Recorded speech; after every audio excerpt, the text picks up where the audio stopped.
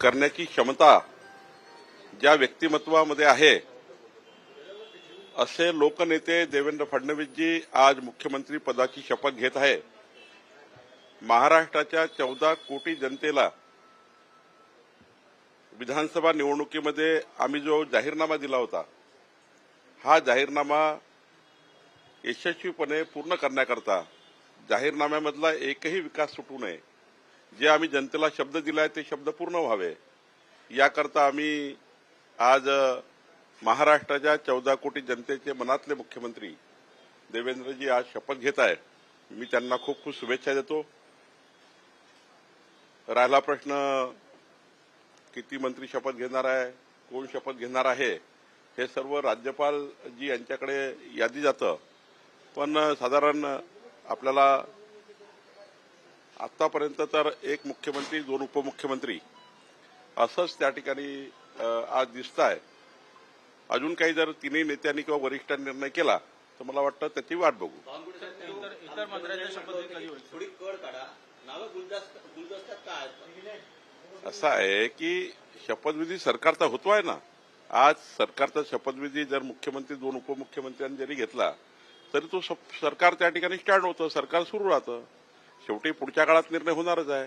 तिन्ही पक्ष बसतील, आमचे नेते बसतील, केंद्रीय नेतृत्व बसेल आणि एक चांगलं सरकार, जे सरकार विभागीय समतोल, विभागीय विकासाचे कामं, विभागाचा समतोल, सामाजिक विकास आणि समाजाच्या शेवटच्या व्यक्तीच्या कल्याणाकरता काम करणे, याकरता आमचं सरकार काम करेल। खाते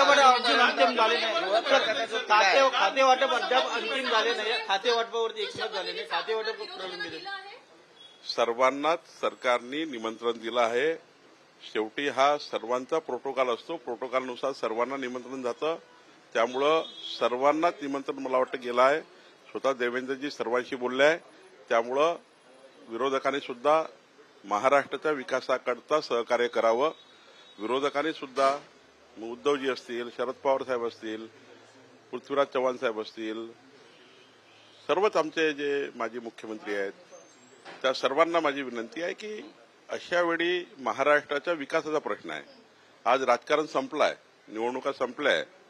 माझी विनंती राहील पक्षाचा अध्यक्ष म्हणून, सरकारने तर त्यांना विनंती केलीच आहे, पण माझ्यातर्फे विनंती राहील उद्धवजींना, शरद पवार साहेबांना, राज ठाकरे साहेबांना, माननीय काँग्रेसच्या सर्व नेत्यांना, नाना पटोले जी असतील, काँग्रेस पक्षाचे सर्व नेते आहेत, ज्यांना ज्यांना निमंत्रण गेलं आहे, विरोधी पक्षाचे आमदार आहेत, शेवटी सरकार आल्यावर कोणी विरोधी पक्षाचा नेता असेल त्यालाही सरकारमधून जास्तीत जास्त सांगितलेले कामं करून दिले पाहिजे।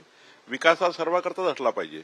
विकास हा काही एका पक्षाकरता, सत्ताधारी पक्षाकरता आणि विरोधी पक्षाकरता नाही आहे, असं नसतं। सरकार बनल्यावर सर्वांनीच विकासाच्या मुख्यधारेत आलं पाहिजे, सर्वांनीच शपथविधी करता आलं पाहिजे। हे काही पक्षाचं नाही, महाराष्ट्राच्या मुख्यमंत्र्यांचा शपथविधी आहे। संजय राऊतांना